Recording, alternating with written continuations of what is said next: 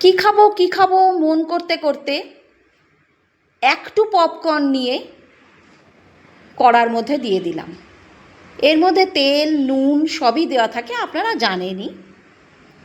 ওটাকে কড়াই দিয়ে একটু নাড়াচাড়া করে তারপরে চাপা দিয়ে দেব।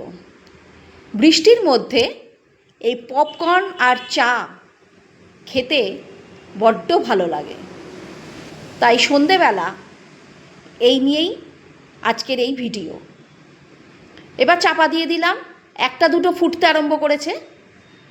এবার একটু বাদেই পুরোটা হয়ে যাবে।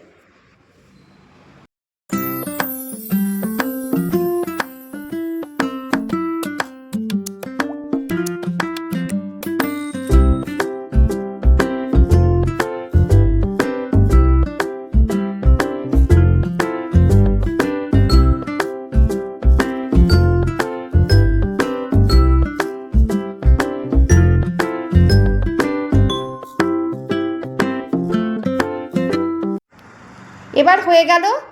বাটির মধ্যে ঢেলে একটু ওপরে চাট মশলা ছড়িয়ে দিয়ে চায়ের সঙ্গে কিন্তু দারুণ জমে যাবে।